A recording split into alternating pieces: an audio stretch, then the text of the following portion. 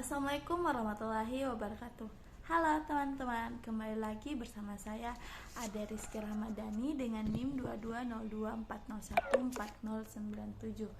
Nah, dalam video ini saya kembali dengan untuk tugas matkul saya yang diberikan dosen saya. Nah, dalam video ini saya akan menjelaskan ringkasan saya, yaitu dari bab 9 sampai bab 10. Nah, dalam video ini saya akan menjelaskan bab 9, yaitu WooCommerce sebagai media e-commerce. Nah, subbab pertama, WordPress, salah satu open source software yang sangat populer adalah WordPress. WordPress merupakan content management system atau CMS gratis yang berfungsi untuk membuat sebuah blog tanpa perlu untuk mengetahui kode-kode program. Itu yang dikatakan oleh Lisa Ann Wilson pada tahun 2019. Lanjut kita ke subbab.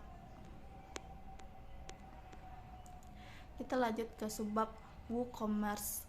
WooCommerce merupakan open source software sebagai plugin WordPress untuk membuat online. Nah, kita lanjut guys, tadi terputus.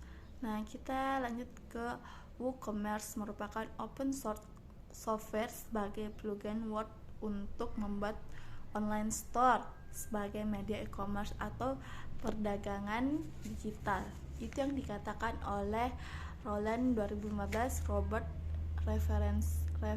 Ravensbergen 2015, dan Sims 2018. Nah, kita lanjut. Nah, sejarah dari WooCommerce dapat dilihat dari laman woocommerce.com, about commerce atau commerce 2019. Nah, 2007 sampai 2009 merupakan tahun awal terbentuknya Woo.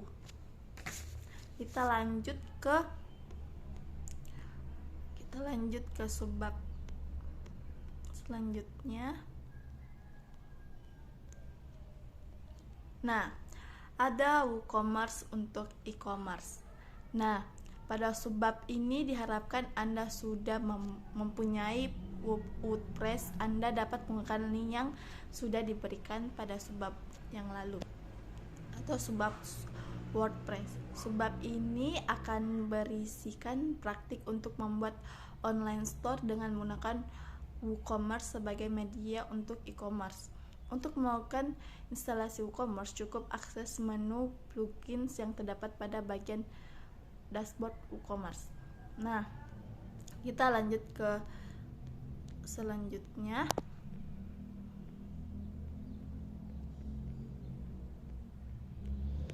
Nah, di sini ada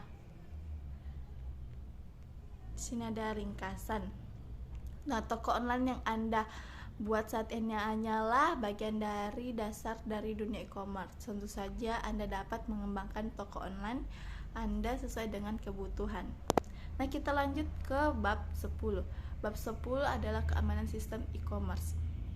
Sistem e-commerce. Nah, sebab pertama, e-commerce elektronika commerce adalah satu set dinamis teknologi apabila aplikasi dan proses bisnis yang menghubungkan perusahaan, konsumen, dan komunitas tertentu melalui transaksi elektronik dan perdagangan barang. Nah, kita lanjut ke subbab berikutnya, mekanisme e-commerce. Salah satu isu terbesar dalam implementasi sistem e-commerce adalah mengenai mekanisme transaksi pembayaran via internet. Dalam bisnis konvensional sehari-hari, seseorang biasanya melakukan pembayaran terhadap produk atau jasa yang dibelinya melalui berbagai cara. Nah, cara yang paling umum adalah dengan membayar langsung dengan alat pembayaran yang sah atau uang secara tunai, cash. Nah, cara lainnya itu dengan kartu kredit. Nah, kita lanjut ke subbab. Nah, di sini ada metode pembayaran dalam transaksi e-commerce. beberapa motivasi bagi pembisnis untuk memfasilitasi pembayaran online bagi pelanggannya melalui suatu penyedia layanan pembayaran online sebagai berikut. 1. Meningkatkan efisiensi cash flow. 2. Transaksi yang terjamin. 3. Biaya operasional yang lebih hemat. 4. Meningkatkan proteksi informasi sensitif.